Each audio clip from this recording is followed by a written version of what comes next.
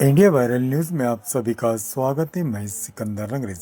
जलगांव जिले के कानरदा रोड स्थित अवाना गांव के पास कपास जिनिंग के बाहर बच्चा अपहरण के शक में 30 से 35 वर्षीय अनजान युवक को भीड़ ने बेरहमी से पीटा, जिसके बाद युवक की इलाज के दौरान मौत हो गई।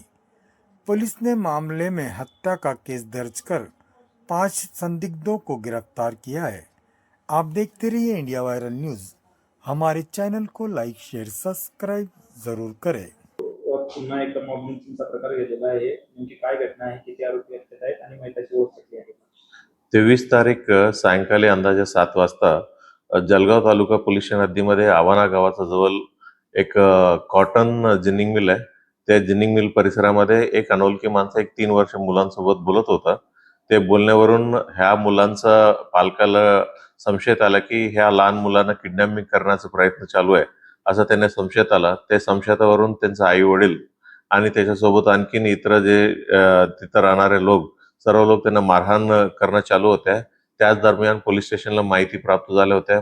माहितीवरून तिथं स्पॉटवर गेलं आणि त्या माणसांना हॉस्पिटलमध्ये पाठवण्यात आल्या होत्या. त्यांनी उपचारादरम्यान कालच्या दिवशी सकाळी अर्ली मॉर्निंग त्यांचा डेथ झालेला आहे.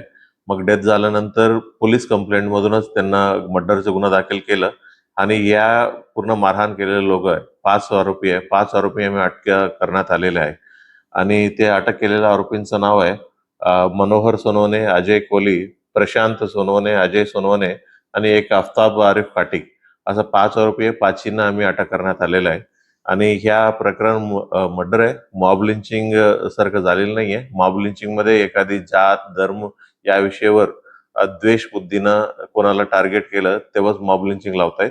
म्हणजे या पर्टिक्युलर इन्सिडेंट मर्डर आहे.